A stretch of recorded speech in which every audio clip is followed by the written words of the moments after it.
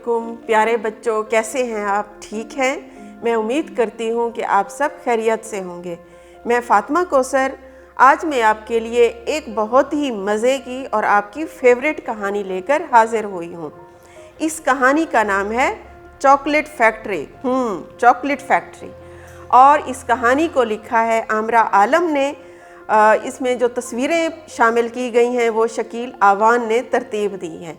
इस किताब के पब्लिशर्स बुक ग्रुप वाले हैं और तरीन एजुकेशन फाउंडेशन ने ये किताब बुक ग्रुप से ख़रीदी है। तो अब कहानी शुरू करते हैं। एक शहर अपनी बड़ी बड़ी मिलों और फैक्ट्रियों की वजह से बहुत मशहूर था। दिन भर यहाँ की सड़कों पर ट्रैक्टर, ट्रक, वैगन और बसें दौड़ती फिरती। मजदूर भी आते जाते नज़र आते, लेकिन रात को सन्नाटा हो जाता।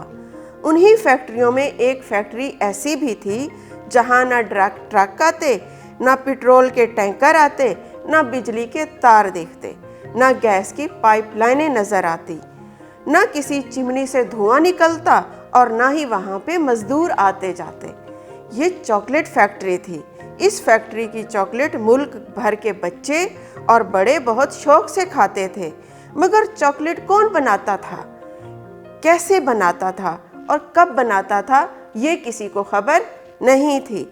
लोग कहते थे कि रात के वक्त वहाँ अजीबोगरीब घड़घड़ाहट की आवाज़ सुनाई देती है, बड़े बड़े खौफनाक साए नज़र आते हैं।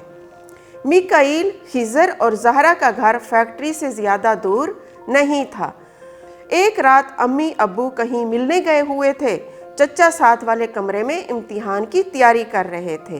तीनों बच्चे अपने कमरे में खेल कूद कर रहे थे। दूसरे दिन छुट्टी थी, इसलिए सोने की भी जल्दी नहीं थी। मिकाइल तीनों में से बड़ा था। उसे डरावने किस्से सुनने और सुनाने का बड़ा शौक रहता था। उस रात कहने लगा, पता है हमारे घर के पास जो चॉकलेट फैक्ट्री है उसमें बड़े बड़े साए रहते हैं। रात को ये घरों की खिड़कियों में झांकते हैं। बहुत से लोगों ने उन्हें देखा है। मैं भी एक दिन उनको देखने जाऊंगा। ज़हरा डर गई और कान बंद करके बोली, मिकाइल डरावनी बातें मत करो प्लीज। खिज़र हंसने लगा और बोला, ज़हरा डरने की कोई बात नहीं, ना तो साए होते हैं और ना मिकाइल इतना बहादुर है कि उन्हें देखने के लिए जाएगा। मिकाइल ये सुनते ही कहने लगा, मैं अभी जाकर दिखा सकता हूँ। वो बाहर की तरफ चल दिया। खिज़र भी उठ खड़ा हुआ और कहने लगा, देख कर आता हूँ मिकाइल कितनी दूर तक जा सकता है। ज़हरा ने डर कर खिज़र का हाथ पकड़ लिया और कहने लगी, मैं अकेली नहीं रहूँगी। दोनों भागकर मिकाइल के पास पहुँच गए। ज़हरा बोली, मिकाइल प्लीज़ वापस चलो। मिकाइल ने कहा, ज़हरा को डर लग रहा है, चलो वापस चलते हैं। खिज़र बोला, डर गए ना? मिकाइल ने जवाब दिया, अब तो फैक्ट्री के अंदर जाकर दिखाऊंगा। ज़हरा डरी डरी मिकाइल के साथ चल दी। खिज़र उनके पीछे चल दिया। पूरी गली में सन्नाटा था। चांद की रोशनी में तारों पर लटके चमगादड़ों के बड़े बड़े साए ज़मीन पर पड़ रहे थे। कुत्तों की रोने की आवाज़ें आ रही थीं। बच्चे फैक्ट्री के दरवाजे तक पहुंच गए। अंदर हल्की लाइट जल रही थी। यकायक पीछे से बिल्लियों के लड़ने की आवाज़ आई। तीनों डर कर फैक्ट्री के अंदर भागे। अंदर हर तरफ बड़ी बड़ी मशीनें लगी हुई थी। जगह जगह ड्रम और सिलेंडर रखे थे। मशीनों की घड़घड़ाहट से कान पड़ी आवाज़ सुनाई नहीं दे रही थी।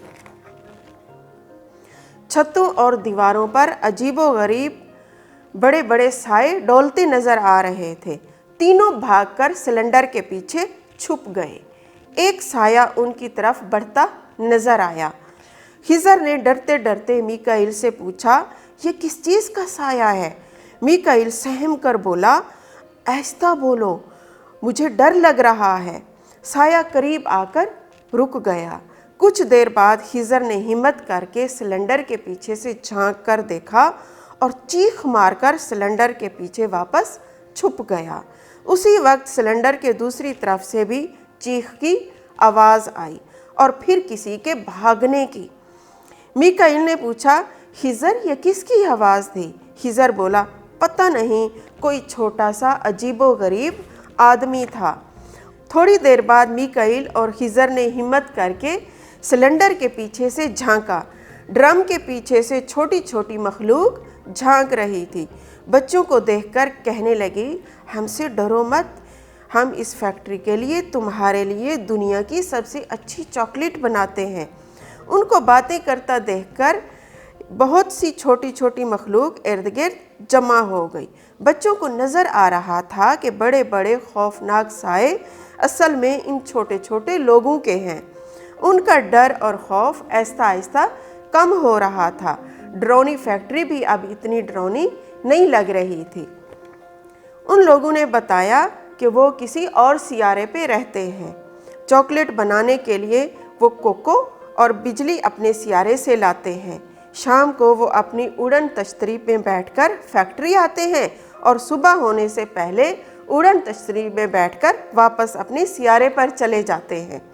बच्चों को खुश करने के लिए वो लोग फुदक फुदक कर डांस करने लगे। उनमें से कुछ ने बच्चों को चॉकलेट लाकर दी। सबके चेहरे पर मुस्कुराहट थी। बच्चों और दूसरे सियारे के लोगों में दोस्ती हो गई। हर तरफ पार्टी का समा हो गया।